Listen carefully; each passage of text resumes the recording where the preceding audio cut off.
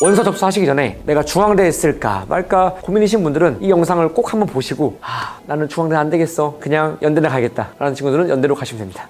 농담이고요. 어쨌든 중앙대학교를 논술로 붙는 학생들의 특징을 알려드릴게요. 중앙대 원서 접수를 고민하는 친구들은 꼭 이 영상을 보시고 원서 접수하시기를 바랍니다.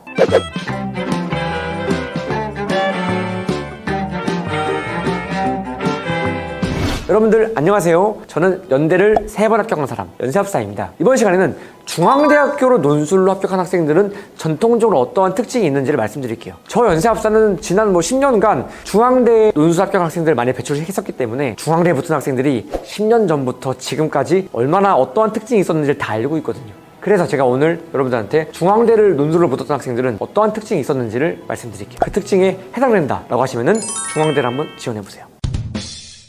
첫 번째로 노력파가 많아요. 기출문제에 대한 학습량이 굉장히 많다는 거죠. 중앙대는 그 양치기가 가능한 학교 중 하나거든요. 무슨 말이냐면은 중앙대 기출문제를 최근 거의 10년치 정도를 여러분들이 다 독파하셔야 돼요. 중앙대 논술 준비하는 친구들은 그래서 내가 논술에 시간 투자를 좀 많이 하셔야 되고, 기출문제를 보다 보면 여러분들이 감이 잡힙니다. 중앙대학교는 대략적으로 어떠한 패턴이 있구나. 그 패턴의 파악이 굉장히 편하거든요. 기본반을 통해서 유형별 학습을 끝낸 후에는 중앙대 기출만 10년치만 돌려도 여러분들이 중앙대 합격할 가능성이 굉장히 커집니다. 중앙대 같은 경우에는 학교에서 가이드를 제공해 주는데 그 가이드에 거의 정답이 나와 있어요. 가이드를 보면서 셀프로 첨삭할 수 있기 때문에 여러분들이 중앙대는 양치기로 가능하다는 거. 물론 근데 셀프로 보는 그거대로만 쓰면 꼭 합격할 수는 없습니다. 그것만 의존하지 마시고 대부분의 학생들이 이렇게 글을 쓰겠구나 예측해서 내가 그러면 여기서 어떻게 조금 더 가미해서 차별을 할지를 고민하셔야 돼요. 저는 그런 것들을 알려드리고 있거든요. 항상 말씀드리는 게 중앙대는 어느 정도 이제 정형화돼 있기 때문에 양치기로 승부 가능하지만 너무 정형화되게 답만 쓰면 합격할 수가 없기 때문에 여러분들이 여기서 내가 어떤 포인트를 만들지에 대해서 고민하셔야 됩니다. 그리고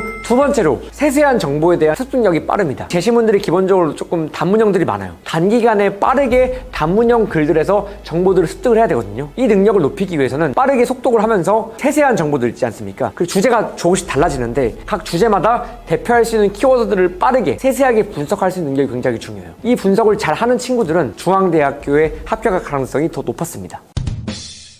세 번째로는 논리적 흐름을 잘 만드는 학생입니다. 중앙대학교의 문제를 보면은 발문이 조금 복잡한 것들이 있습니다. 여러 개의 도구들을 활용해서 하나의 완성된 글을 작성해야 되는데 심지어 그 글이 단문형이에요. 짧은 글에 압축해서 여러 가지 명령사항을 수행해야 되기 때문에 이걸 잘하기 위해서는 전체 논리적 흐름을 잘 만들어내야 되거든요. 논리적 흐름을 잘 만든다는 말은 답안 작성하기 전에 이미 머리에 전체 글이 빠르게 그려져야 돼요. 더 쉽게 설명드리면은 글을 쓰기 전에 이미 내 머릿속에 대략적으로 한 7문장으로 쓸 것이고 주장과 근거 문장이 어떻게 될 것이며 총 3개의 주장을 할 것이고 그에 뒷받침하는 근거들은 무엇이다라는 것을 다 가이드를 잡을 수 있다는 거예요. 미리 머리로 예측을 하고 답안 작성을 할 수 있어야 되는 거예요. 이것이 논리적 흐름인데 이거를 잘 만드는 학생들이 중앙대학교에서 강점 보일 수 있습니다. 다음으로 네 번째로 압축해서 뭔가 논리를 전달함에 있어서 어떤 쟁점들을 정말 축약을 잘하는 거예요. 논리적으로. 그리고 그 축약을 잘하기 위해서는 키워드나 단어를 잘 만들어야 되는데 사례를 따라가지 않고 내가 잘 축약시킵니다. 이런 것들을 잘하는 학생들이 중앙대에서 굉장히 강점 보입니다. 마지막으로 다섯 번째, 의외의 창의성입니다. 이 부분은 중앙대학교 교수님들이 되게 좋아하는데요. 의외의 창의성에 대해서 명시적 항목은 없지만 채점할 때 감안하고 있습니다. 이 학생이 굉장히 평범해. 그래서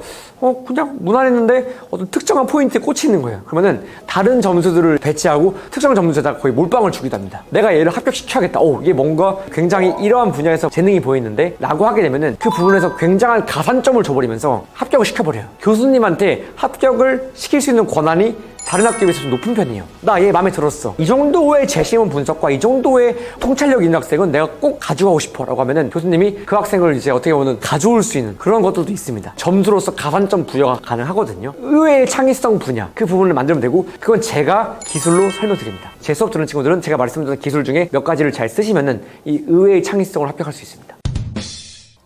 제가 말씀드린 중앙대 논술로 합격한 학생들의 특징 5가지를 꼭 잘 기억하시고 중앙대 지원하시게 되면 여러분들이 많은 도움이 될 수 있습니다. 추가적으로 중앙대 논술에서 궁금한 친구들은 이 아래 댓글 남겨주시면 제가 답변 드리겠습니다. 댓글 많이 달아주세요.